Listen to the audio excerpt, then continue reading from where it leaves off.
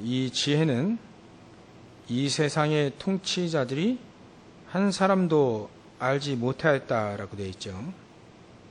8절에 진짜 이걸 알았더라면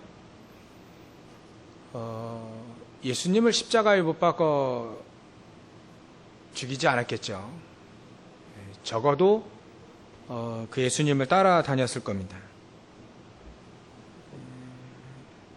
근데 이 세상의 이 통치자들, 이 세대의 통치자들, 아무래도 그런 사람들은 엘리트들이죠. 그래 그 시대의 엘리트들이 한 사람도 알지 못했다. 그래서 우리가 이번 주에 계속 하나님의 지혜, 세상이 알지 못하는 지혜, 세상이 알지 못하는 통치자들, 엘리트들도 모르는 그 비밀들에 대해서 계속 얘기하고 있습니다.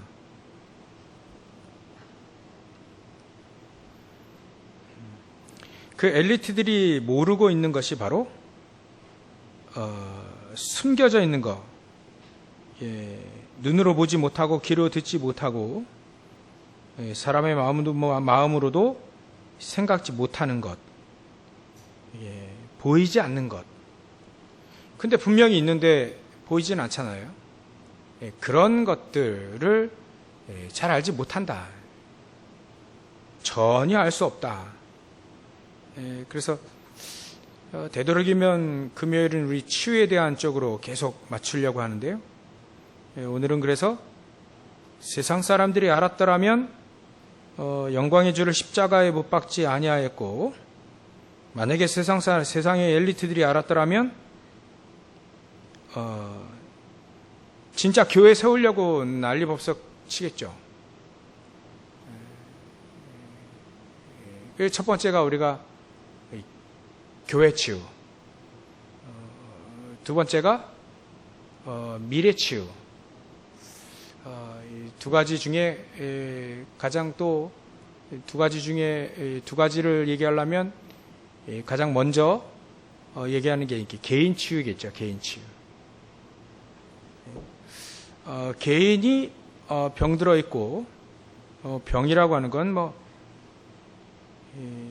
마음, 생각, 영혼, 육신 전부 다 해당되는 거죠.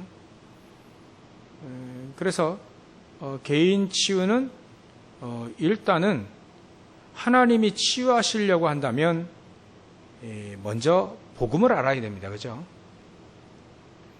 그것도 오직의 복음을 알아야 된다. 138에 오직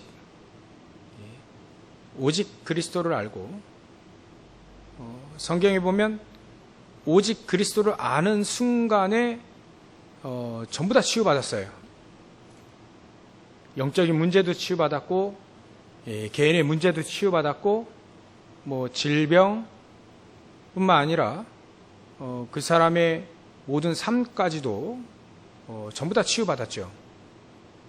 오직의 그리스도를 발견하는 순간에 그런 재창조의 역사들이 일어납니다. 그리스도를 진짜 알게 되어지면 보라 새 것이 되었다 이렇게 얘기하실 만큼 재창조의 역사가 일어나죠. 그래서 우리 개인 치유가 되어지려면 가장 먼저가 그리스도를 발견하는 것이다. 올바른 그리스도, 복음을 제대로 아는 것이다. 그래서 복음을 제대로 아는 것이 그 아는 사람이 근데 또 그렇게 많지도 않아요. 복음을 제대로 안다면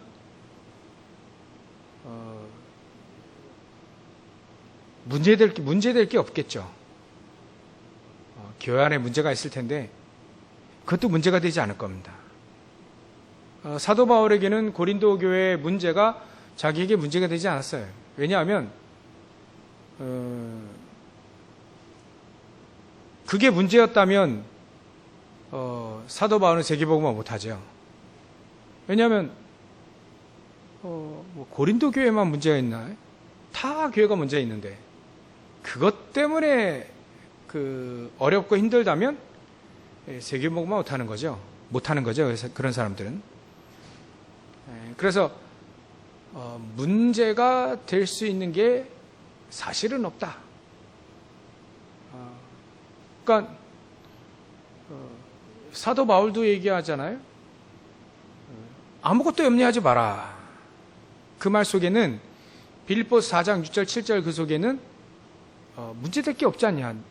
사도 바울은 지금 감옥에 갇혀있는 상태인데 불구하고 커다란 문제 속에 있잖아요. 근데도 문제가 아니다.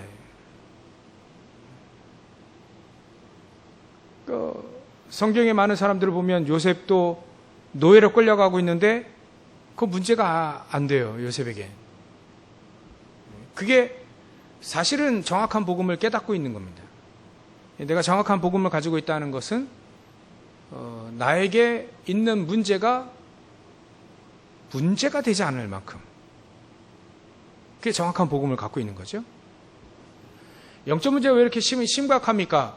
그것도 사실은 내가 시달리면서도까지도 문제가 되지 않아야 돼. 그것 때문에 못 살겠다. 그것 때문에 교회 못 다니겠다. 그것 때문에 또 실족하고 실망하고 포기하고 그거는 올바른 복음을 가지고 있는 게 아니에요.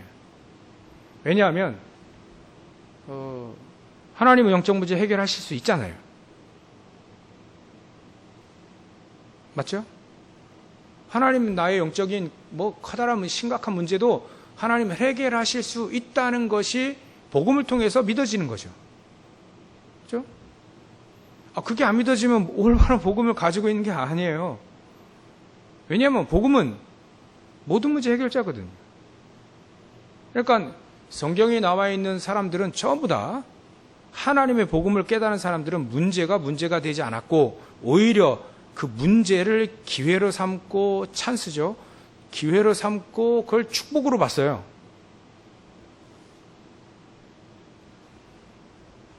그러니까 오직의 복음을 가지고 있으면 다릅니다. 오직의 복음을 가지고 있으면 달라요. 아무것도 염려하지 말아요. 예수님도 그러셨잖아요. 야, 들의 백합 팔아보라. 그거 다 하나님이 먹이시고 다 하지 않냐. 날아다니는 새를 봐라. 짐승들을 봐라. 다 먹이고 살고 때가 되면 태어나고 때가 되면 죽고 다 하는데 하물며요. 그게 중요해요.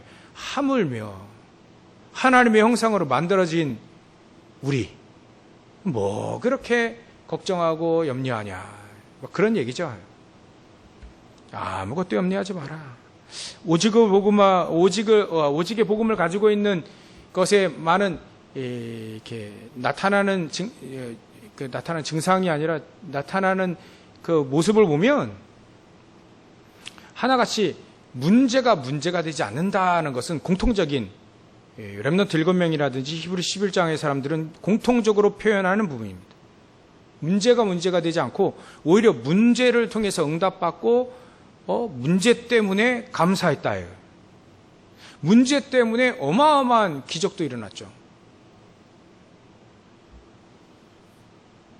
그러니까 우리 개인 주의에 가장 중요한 이 세상 사람들, 세상의 통치자들, 엘리트들이 알지 못하는 가장 첫 번째 개인 치유. 내가 치유받을 수 있다는 건 복음 안에서 내가 치유받을 수 있다는 것. 이게 세상의 엘리트들이 모르는 거예요. 통치자들이 한 사람도 알지 못하는 그리스도로 인한 개인 치유죠. 그러니까 복음을 가지고 있으면 내 모든 것들이 치유받을 수 있다. 치유받는다.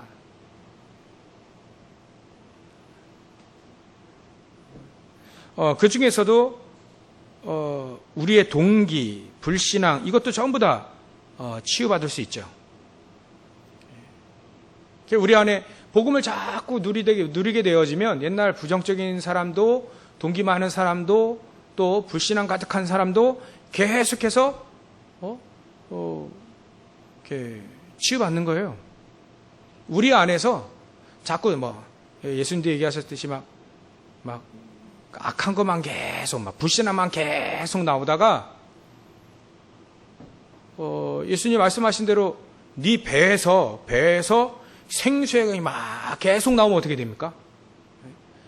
불신앙이 예전엔 100에 99개가 나왔다면 생수의 강이 이제 막 나오기 시작하게 되면 불신앙이 나오기 힘들죠.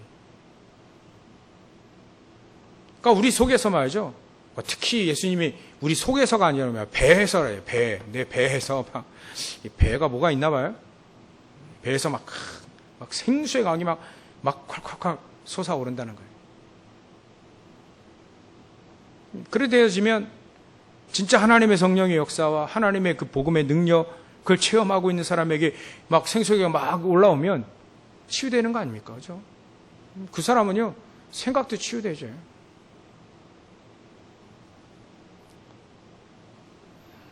그러니까 영적 문제뿐만 아니라 우리의 동기 불신앙, 그것도 치유될 수 있다. 근데 우리가 우리 안에 생수의 강 그리스도로 인하여서 여러분들이 그리스도를 생각한다면 정말 예전에 김중곤 박사님이 그랬다잖아요. 그리스도 연거푸 3번 말하면 우셨다잖아요. 그분이 만난 그리스도는요, 또 달라요. 차원이 또 달라요. 예전에 6.25 때 자기 동네 사람들이 빨간 완장 차고 자기 부모님을 때려서 죽였어요. 몽둥이를 패서 죽였어요. 근데 그 사람들이 아직도 그 지역에 유지래요.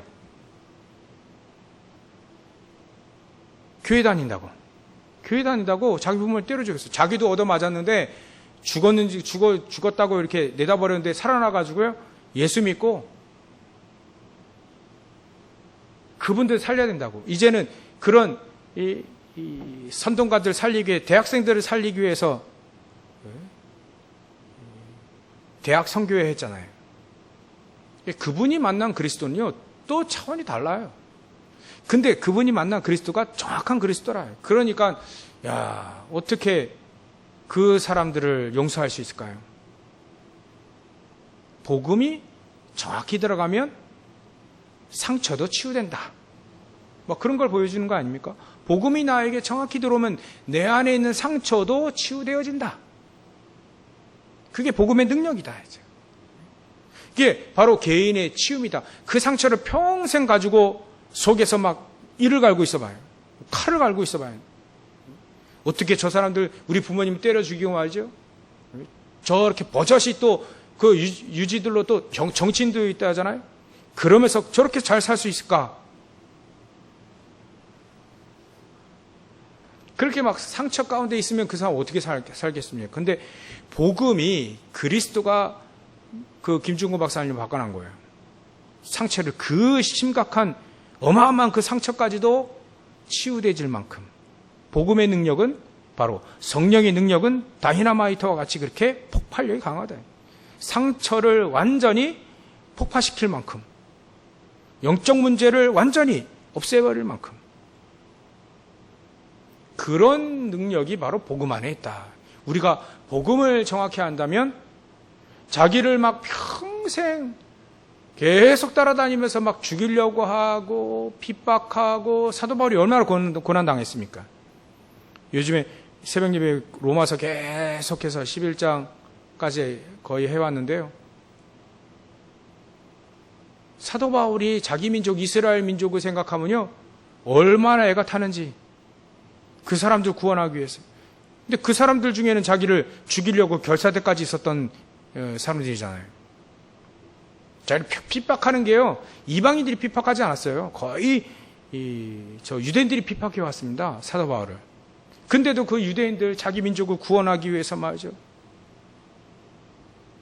그렇게 기도하고 그렇게 애를 썼습니다.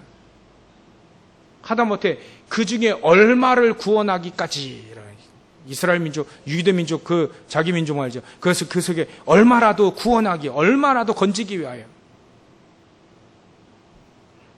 그게 복음의 능력이 개인을 치유한 증거들입니다. 그러니까 복음을 제대로 갖고 있으면 그 정도 복음의 능력을 우리가 누릴 수 있다. 예전에 손양원 목사님 같은 경우도 우리가 다 알잖아요. 그게 복음의 능력 아니겠습니까? 개인의 인격이 뛰어나다, 뭐 그 차원을 넘어선 거 아닙니까? 이제?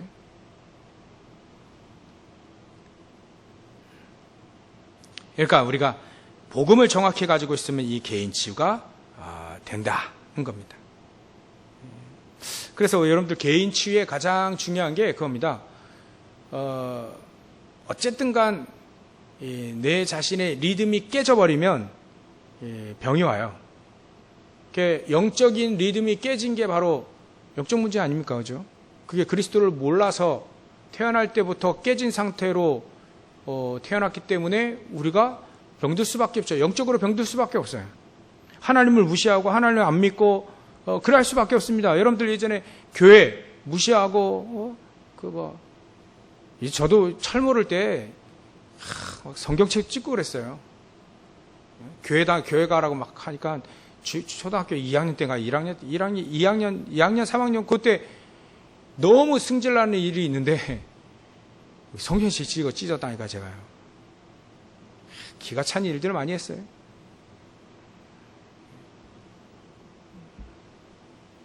그러니까요, 이게 개인의 영적 문제도 치유될 수 있다. 모르니까 감히 그렇게 하겠습니까? 요즘에는요, 그래서 성경책 찢어진 거 테이프로 붙이고 그런 일을 옛날 생각을 나서 합니다. 테이프 붙이고 웬만하면 성경책 좀 이렇게 고이 쓰고 막 옛날 그거 있어서. 그러니까 모르니까 그렇게 하죠. 모르니까. 그게 영적으로 제가 그리스도를 알지 못하고 교회 나라고 하니까 짜증나죠. 교회 가라 하니까 그리스도 알지 못하고 가라 하니까 억지로 가라 또 승질나니까 또 막 하는 거죠. 그러니까 그리스도 모르면요 평생 영적으로 병든 상태에 살 수밖에 없습니다. 그 우상 숭배하다가 정신 문제 오고 육신의 문제 오고 가정의 저주 재앙 그대로 당하는 거죠. 그러니까 우리가 복음을 알지 못하면 바로 영적인 리듬이 깨져 있긴. 그 다음에 우리가 리듬이요, 우리 마음 생각 이런 것도요, 리듬이 깨지면요 안 됩니다. 삶의 리듬도요, 우리 육신의 리듬도 깨지면 병이 오잖아요. 마찬가지입니다. 그래서 개인 치유의 가장 중요한 것이 바로 첫 번째 아까 오직의 복음, 두 번째는 여러분들이 기도입니다. 그래서 집중을 놓치면 안 돼요. 집중. 하루에 한 번이라도 두 번이라도 반드시 하나님께 집중하는 시간이 반드시 있어야 그 시간이 계속 깨지게 되어지면요 내 영적인 부분이 삶의 신앙생활에 자꾸 깨지는 응답이 계속 와요. 처음에는 별거 아닌 것처럼 오는데요 나중에 막 해일처럼 막 와요. 나중에는요 어이 뭐지 막 하면서 그대로 막 당합니다. 그래서 해일 맞기 전에 잔잔한 파도 올 때 깨달아야 됩니다. 집중을 놓치면 안 돼요. 집중을 놓치게 되면요 다 놓치게 돼요. 영혼, 마음, 생각, 육신 이게 다 무너지기 시작합니다.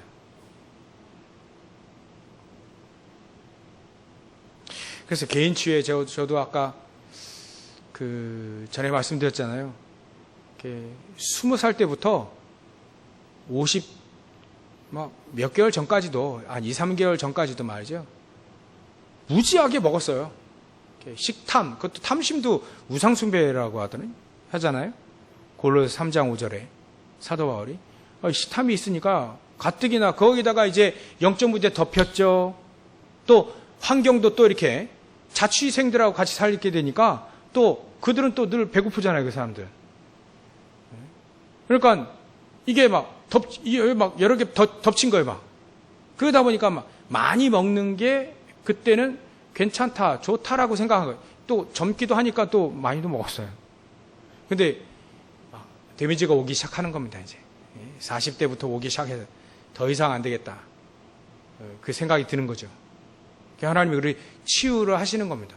어떻게 얼마큼 생각을 넣어주셨냐면, 야, 내가 20살 때부터 50살 때까지 30년을 제가 만약에 80을 산다 그러면 지금부터 80살 때까지 먹은 양을 다 먹은 거예요.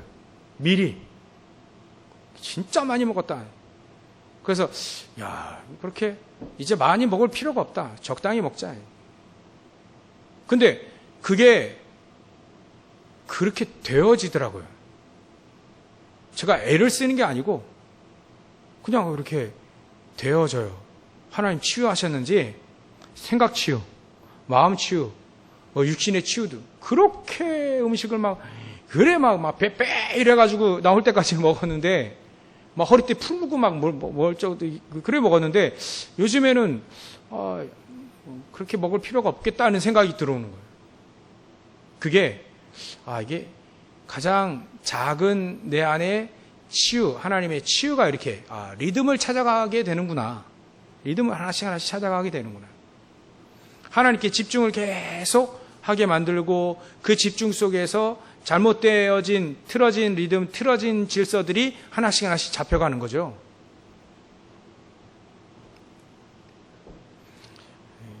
그래서 여러분들 집중을 놓치면 안 됩니다. 집중 속에 여러분들이 또 다른 내가 모르고 있는 치유들이 계속 일어나요. 그때 영적으로, 마음 생각으로, 육신으로. 저는 지금 음식에 대한 부분들에 대해서 얘기했지만 저에게는 그런 탐심이 있지만 여러분들에게는 또 다른 탐심이 있을 거란 말이죠. 없는 사람 없을 거 아니에요. 그런 것들이 나중에 계속해서 나의 영적인 리듬을 깬단 말이에요. 그게 채워지지 않으면 불신하고 막 튀어나오게 되고요. 질병으로 튀어나오게 되고요. 영적인 질병, 육신적인 질병, 정신적인 질병으로 막 튀어나옵니다. 그게 바로 개인 치유가 필요하다는 거죠. 그래서요. 잘 됐죠. 깨닫게 하셨으니 너무 잘 됐죠. 그러니까 여러분들이 개인 치유가 너무 중요합니다. 그 개인 치유가 영적으로, 마음 생각, 육신적으로 계속 리듬을 찾아가는 393 기도를 통해서 단순한 393 기도는 기도 제목 바꾸는 게 아니라 했어요. 나 기도 제목 오늘부터 내가 했던 기도를 393 기도로 기도 제목 바꾸자, 그 얘기가 아니라고 했습니다. 393 기도는 이 기도 자체를 바꾸는 겁니다. 내가 잘못된 기도를 하고 있는 사람이 이제 올바른 하나님의 기도, 하나님께 집중하는 기도가 바로 393 기도입니다. 그러니까 기도 제목 바꾸니까 잘 안 되죠. 또 기도 자체가 내가 바꿔야 되는 겁니다. 기도란 하나님을 집중하는 겁니다. 하나님을 집중하는 게 기도입니다. 사실 하나님의 말씀을 깊이 묵상하는 게 기도입니다.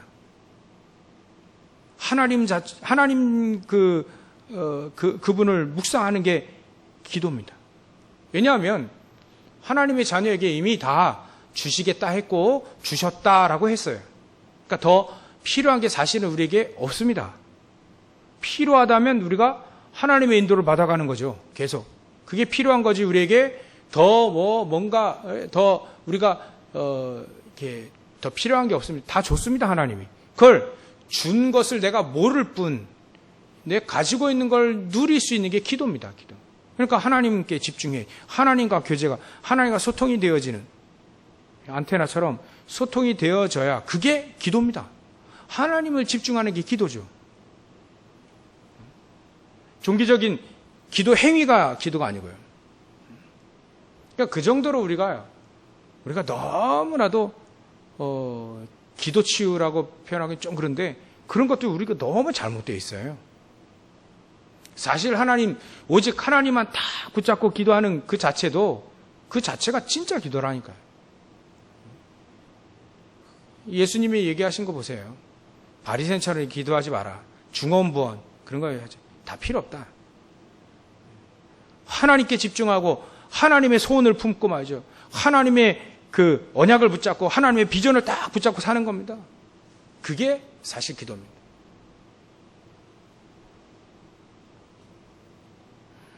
그 속에서 우리는요, 진정으로 재창조의 응답이 이루어지게 되는 거예요. 우리의 각인뿌리 체질이 창세기 3장 11장에 있잖아요. 또 다시 있잖아요. 빠져나왔는데 또 거기에 있잖아요. 그것을 다시 치유받는 게 재창조입니다. 우리에게는 그래요. 오직 138밖에 없습니다. 오직 138을 계속 집중하면 그 속에서 하나님의 중요한 깊은 것까지도 통달하게 됩니다. 통달. 그래서 10절에 오직 하나님이 성령으로 이것을 우리에게 보이셨으니 성령은 모든 것 곧 하나님의 깊은 것까지도 통달하시느니라. 그래서 두 번째 우리가 치유받을 게 바로 하나님의 계획을 아는 거죠. 우리가 하나님의 계획을 어떻게 압니까? 모르죠. 그래서 성령 하나님이 우리와 함께 하시는 겁니다. 하나님의 계획을 안다는 것은 하나님의 깊은 것, 하나님의 계획을 우리가 어떻게 합니까? 하나님의 미래를 어떻게 합니까? 우리는 알지 못하죠. 그래서 성령께서 우리와 함께 하셔야 됩니다. 성령께서 우리와 함께 하셔서 우리를 인도하시고 우리를 치유하시고 우리에게 능력으로 또 때로는 하나님 깊은 것 통달하시는 그 성령이 내 안에서 보혜사로 계셔야 돼요. 보혜사. 보호해주고 은혜를 주시고 가르쳐주시는 그 하나님, 그 성령 하나님이 우리 안에 계셔야 우리의 미래가 치유되어집니다. 우리의 미래라고 하는 것은 다른 게 아니죠. 미래에 무슨 일이 일어날 것이다. 그걸 알아마시는 것도 미래지만 사실 미래는요. 미래 걱정하지 않는 상태를 말하는 게 바로 미래 치유입니다. 오늘 기도 수업에도 그런 얘기 나왔죠. 미래는 사실 랩넌트와 또 부교육자 그들에게 남아있다. 근데 미래 진정한 미래 치유는 사실 미래 걱정이 없는 세계복음화라고 하는 그 하나님의 중요한 미래, 확실히 되어질 미래를 알고 있기 때문에 미래 걱정하지 않는 상태가 바로 미래치유입니다. 이 미래치유를 곰곰이 묵상하다 보니까요. 이 미래치유는 다른 게 아니에요. 얼마만큼 내가 지금 성령 하나님과 성부 하나님, 성자 예수 그리스도의 그 이름 가지고 성령의 인도를 받고 있는가가 바로 이게 확실하다면 우리의 미래는 걱정이 없겠죠. 좀 약간 육신적인 것으로 좀 약간 부연 설명하자면 빌 게이츠가 미래에 걱정하지 않을 거예요. 왜냐하면 돈 다 벌어놨고 미래 앞으로 아프리카 초점돼 있으니까 아프리카에 지금 그 화장실 만드는 그거 지금 올인하고 있잖아요. 그러니까 빌 게이츠 같은 경우는 미래 걱정하지 않습니다. 왜냐하면 가장 중요한 걸 딱 붙잡았으니까. 그리고 여지껏 이렇게 하면 성공한다는 것을 과정 속에 알고 있어요. 이렇게 하면 성공한다는 것을 알고 있는 사람은 미래 걱정하지 않죠. 어쩌다 사업의 아이템만 잘 만나 어쩌다 한번 성공한 거, 그 사람은 항상 미래를 걱정하게 되어 있습니다. 어쩌다 됐거든. 또 안 될 때도 있거든요.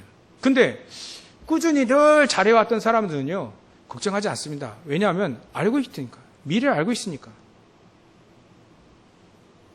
그런 비유로 따지자면 내가 오늘 성령 인도 받고 있으면 전에도 성령 인도 받았고 내가 오늘도 성령 인도 받고 앞으로 성령 인도 받을 거 확실하다면 그것도 미래 하나님의 세계복음화의 언약이 딱 확실히 주어졌어요. 여호수아와 갈렙은 가나안 땅 들어가는 것을 딱 확실히 미래를 딱 주었어요. 그걸 믿고 있는 사람은 미래 걱정하지 않는다. 그러니까 과정이 중요한 겁니다. 오늘 나의 성령, 내가 성령의 인도 받는 것, 오늘 말씀으로 기도로 예배로 내가 성령 인도를 받고 있으면 절대로 미래 걱정을 하지 않게 된다는 거죠. 마치 사도 바울이 미래 걱정하지 않는 것처럼. 미래가 걱정되어집니까? 오늘 성령 인도 받는 걸 집중해 보세요. 내가 오늘 하나님이 나와 함께 하시는 것을 그래서 나의 미자립이 이제 그리스도로 미자립에서 해방되어지는 그것을 내가 오늘 찾는 겁니다. 성령 인도로 찾는, 예배로 찾고 예배로 찾고 기도로 찾고 말씀으로 찾는 거죠. 그런 성령 인도가 결국 나의 미래를 치유한다는 거예요. 오늘 성령 인도 받으면 내일도 성령 인도 받을 거 확실하지 않습니까? 그죠? 저는 예전에 성령 인도 잘 모르니까 미래가 불명하네요. 미래가 좀 약간 잘 될까? 미래 또 밥이나 먹을 수 있을까? 이런 생각이 생겨지더라고요. 근데 내가 오늘 성령인도 받고 내가 오늘 하나님의 소원을 붙잡고 잘하든 못하든 성령인도 붙잡고 하나님의 말씀 붙잡고 하나님의 소원을 붙잡고 있으면 하나님은 반드시 이루신다. 저는 여호수아 갈렙을 늘 요즘 많이 생각해요. 45년 동안 그 생각 늘 그렇게 인도받아온 사람이에요. 응답은 45년 후에 왔지만 이미 응답받아서 지금도 인도받고 있는 여호수아 갈렙은 미래 걱정 안 한다니까요. 그게 바로 미래의 치유입니다. 미래 치유의 가장 중요한 세계복음 원양을 딱 붙잡으시면 됩니다. 또 내가 오늘 성령 인도받으면 돼요. 말씀으로. 그러니까 오늘 나의 말씀이 오늘 나의 말씀이 있어야 되겠죠. 한 주간의 나의 말씀이 있어야 되겠죠. 평생의 나의 말씀이 있어야 되겠죠. 그래야 내가 성령 인도받고 있는지 말씀 인도받고 있는지 그걸 체크할 수 있으니까요. 그 말씀이 없다면 성령 인도받는다는 것은 사실 자기 환상입니다. 시간이 많이 가요. 이제 세 번째 교회 치유입니다. 이 교회 치유 얘기할 때는요. 화요일날 이렇게 새벽 예배 때 엘리야, 엘리사 잠깐 얘기했는데요. 하나님은 이 엘리사에게 먼저 엘리야에게 메시지를 줬어요. 7천 제자 찾으라. 바알 앞에 무릎 꿇지 않은 칭찬 제자 있으니까 찾으라. 중요한 건 그 찾을 때 필요한 사람이 엘리사다. 만약에 여러 왕들이 만약에 방해꾼이 되면 내가 그거 처리할 거니까 아무 걱정하지 말고 엘리사 찾아라. 그래야 할 때요. 이 엘리야가 엘리사 찾았어요. 그게 엘리야의 가장 중요한 사명 중에 하나죠. 엘리사 찾는 거예요. 엘리야는요. 메시지 딱 전달하고 갔어요. 승천했다니까요. 그걸 이어받아서 엘리사가 뭐합니까? 7천 제자를 찾습니다. 어디서요? 도단성에서. 바로 우린 도단성에서 사실은 우리가 교회 치유의 한 부분을 찾을 수 있습니다. 이 교회 치유라고 하는 것은 세 가지 언약이 회복되는 것이 바로 교회 치유입니다. 교회가요, 세 가지가 없는 거예요. 다른 거 다 있는데. 회의도 잘하고요. 봉사도 잘하고 다 하는데 세 가지가 없어요. 그러면 진정한 교회 아니라고 했거든요, 하나님은. 그 세 가지가 바로 237과 치유 서밋입니다. 이방인의 뜰과 아이들의 뜰, 기도의 뜰입니다. 이 세 가지 역할을 하지 않으면 그건 교회가 아니다. 그 세 가지가 치유가 바로 도단성에서 그 세 가지 치유를 한 겁니다. 교회 치유를 한 거죠. 엘리사가 말이죠. 그 세 가지 중에 첫 번째가 바로 237인데 어떻게 도단성에서 237 했습니까? 소문이 많이 났어요. 뭔 소문이 났냐면 아람 군대가 쳐들어왔다가 그대로 자기 본국으로 밥 먹고 돌아갔다. 쳐들어왔다가 엘리사 잡으러 왔다가 밥 얻어먹고 본국으로 갔어요. 그 군대가. 싸우지 않고도 이겼죠. 교회 치유 가장 중요한 237과 싸우지 않고 승리할 수 있는, 그들을 살릴 수 있는 힌트가 거기에 있다는 거예요. 이 엘리사가 도단성에서 무엇을 했느냐? 가장 중요한 기도 치유. 그러니까 기도한 겁니다. 기도. 얼마만큼이요? 도단성이 뭘 가르쳐줬습니까? 엘리사가요? 자기가 기도하고 자기가 은혜 받았던 걸 그대로 전달해 주는 거죠.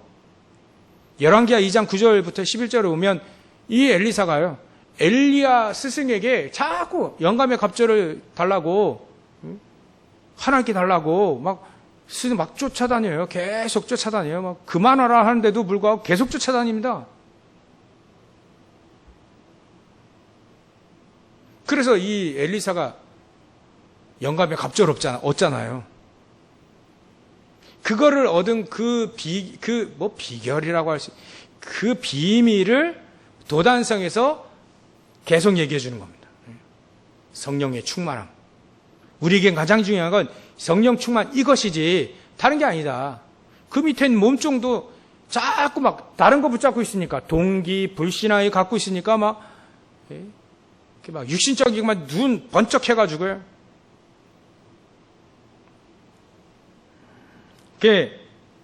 그 게하시라고 하는 그 몸종, 그것도 나중에 치유하잖아요. 뭐 했습니까? 기도를 가르쳐 준 거예요. 자기가 어떻게 기도했고, 자기가 가장 중요하게 여긴 거 무엇이었고, 이거를 자꾸 얘기한 거죠. 도당성이 그 얘기할 것밖에 뭐가 있겠어요. 그죠? 그게 교회의 치유. 기도. 내 집은 만민이 기도하는 집이다라고 예수님이 얘기하신 것처럼 기도할 때, 기도. 성령의 충만함. 얼마나 하나님의 성령의 인도를 받고 충만한 역사 속에 하나님과 소통하느냐. 그게 기도 치유입니다. 기도예요. 기도.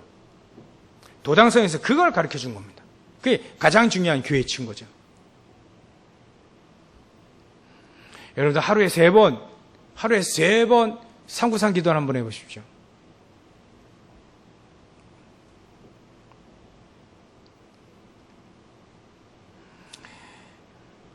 그리고요, 237을 또, 기도 237 왔다 갔다 하는데요, 열왕기하 5장에 보면 나아만이 치유됩니다. 나아만. 저 나아만은 이스라엘 민족으로 볼 때는 이방이에요. 이방. 자기를 맨날 괴롭혔던 나라의 아람 나라의 군대 거의 그 최고 장수 아닙니까? 막 인정받는 그 장수 아니에요, 그죠? 근데 그 나아만을 엘리사가 치유한다니까요. 엘리사에게는요, 이방 사람이든 자기 민족이든 다 살리는 것으로 이 엘리사는 정확히 언약을 갖고 있어요. 그러니까 나아만도 치유하죠. 그러니까 아람 나라도 그대로 그 군대도 다시 돌려보내지 않습니까? 이스라엘 왕이 이 아람 나라 군대 다 죽일까요? 할 때 그러지 말고 밥 먹여서 보내라. 밥 먹여서 보내라. 그러고 나서요, 이 이스라엘 땅으로 다시 쳐들어오지 못했다 했는데, 제가 성경을 보니까 그 다음에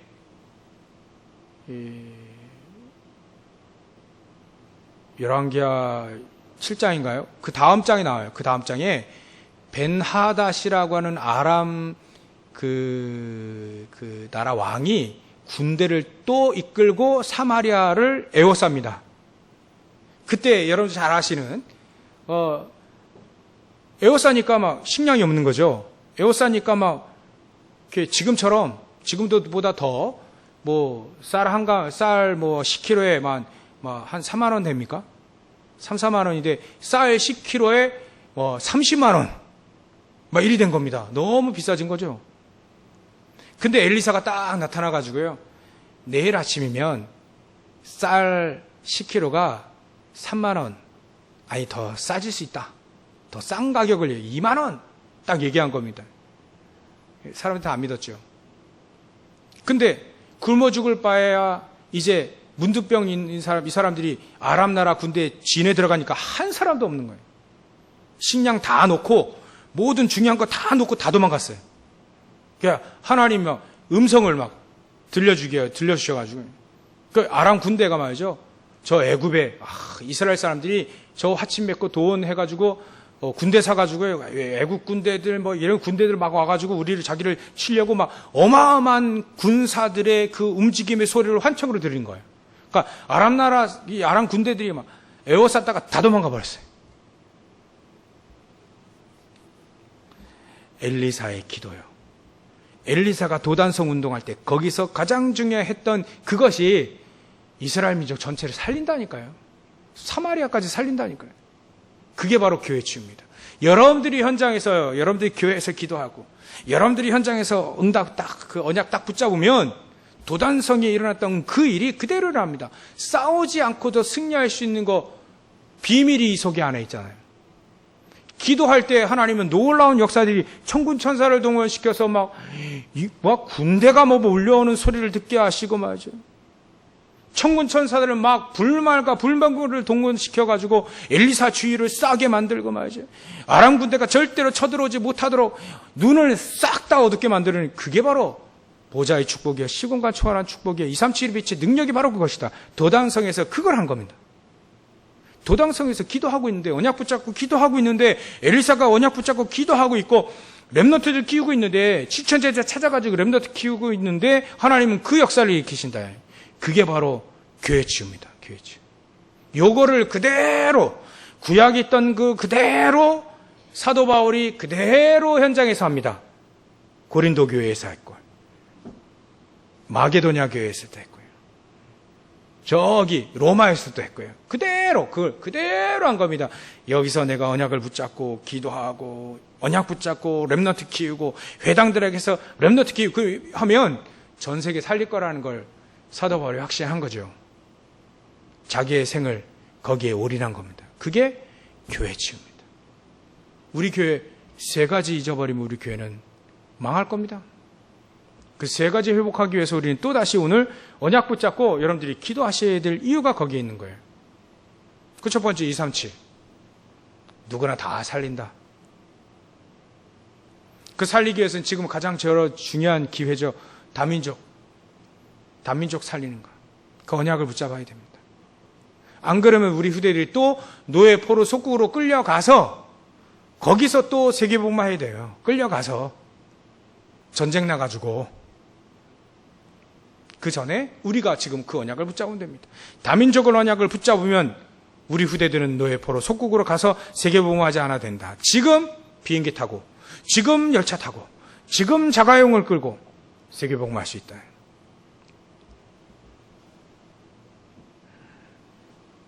사도 바울이 이걸 붙잡고 회당에 들어간 겁니다. 렘넌트 회당, 렘넌트. 그래서 사도 바울은요 정말 기도한 사람입니다. 자기 문제를 가지고도 기도했지만 가장 중요하게 성령 인도받기 위해서 기도한 사람들이 이 사도 바울이에요. 이 팀들이요 계속 기도합니다. 세 가지 기도의 뜰, 이방인의 뜰, 아이들의 뜰. 우리 교회 이 시스템이 자꾸자꾸 세워져야 됩니다. 세워져야 됩니다. 결론으로 우리 힘으로 우리의 능력으로 할 수 없기 때문에 하나님은 하나님의 준비해 놓으신 예비하신 것이 필요하다는 거예요. 하나님이 예비해 놓으신 응답과 언약이 우리에게 필요하다는 겁니다.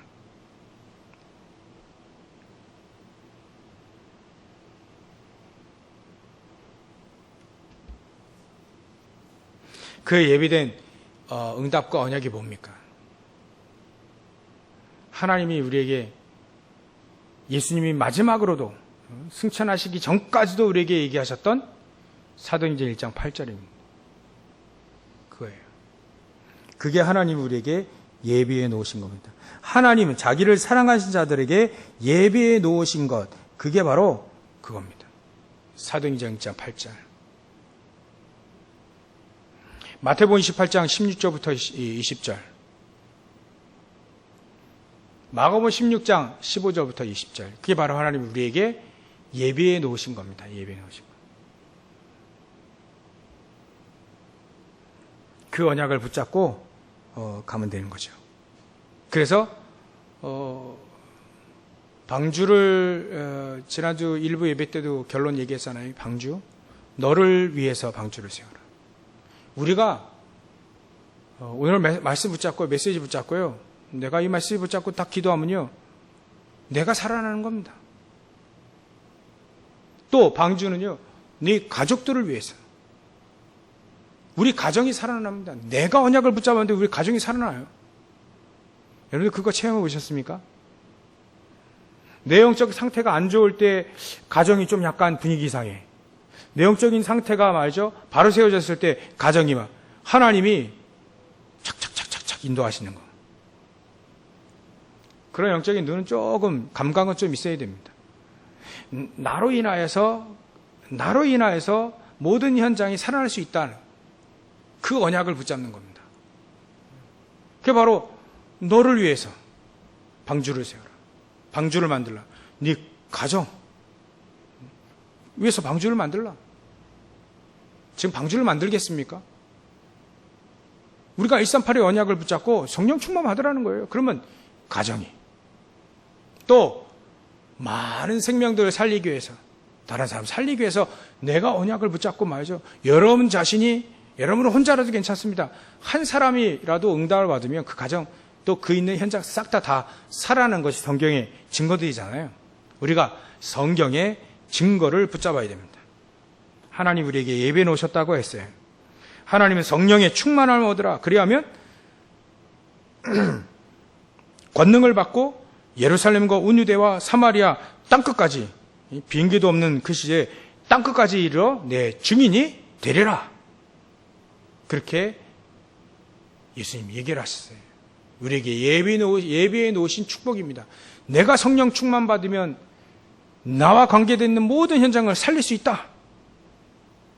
그게 바로 하나님이 우리에게, 하나님이 자기를 사랑하신 자들, 사랑하는 자들을 위하여 예비해 놓으신 겁니다.